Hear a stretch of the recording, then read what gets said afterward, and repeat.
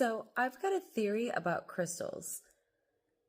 I feel like they were put here to help teach us to understand the different energies between objects. And for me, like, I was always fascinated with crystals and what they mean, what they represent. That's like all about what my brand represents, is like the meanings behind crystals. So, in my process of meditation and trying to understand like the difference between, am I really speaking to Archangel Michael? Am I really speaking to my higher self? Am I really speaking to God? I had to be able to differentiate the difference between energies. And I think crystals were kind of like that gateway derug in essence, to be able to learn the different energies between different crystals. So it's like, I don't know, like anybody on their first crystal journey, they don't just like buy one stone, they buy maybe like 5 or 10 pieces. And it's a good idea to practice using one stone at a time, so that you can kind of like get familiar with kind of like how you feel when you're working with it.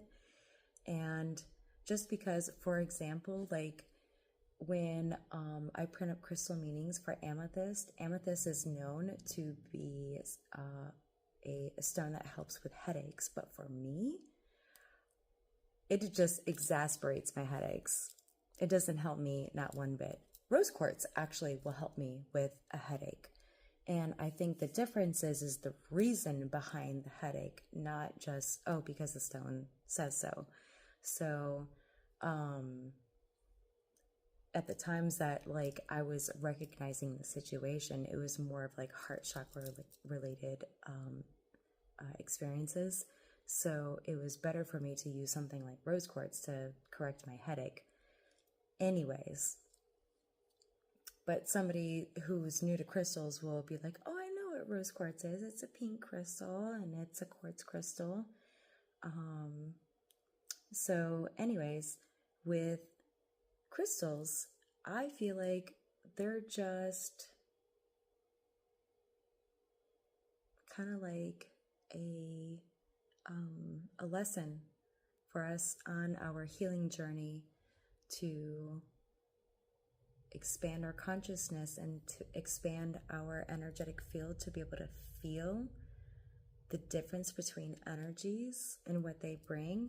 So sometimes when I am creating a meaning list for a crystal, like for example, Arfetsanite, I had misrepresent that name at one time, and it's actually anthophyllite, and there wasn't very much information about Arfetsanite on the internet, so I had to infuse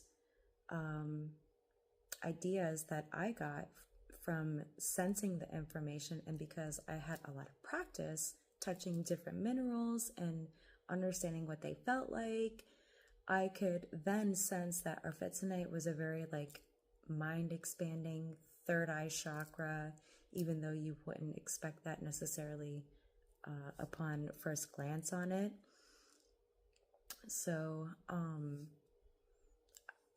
I just kind of have a theory that crystals are here to help be like a tool to help us understand and touch the different energies, so that when we come across different people and understanding their energies, first, if you can understand what you're like when you're happy, when you're sad, when you're at your wit's end, then sometimes you can bear somebody a little bit of grace who's like not being nice, or somebody that's just, they're having a bad day and you're witnessing it, just to give them a little bit of grace, be like, I'm sorry for you, bro.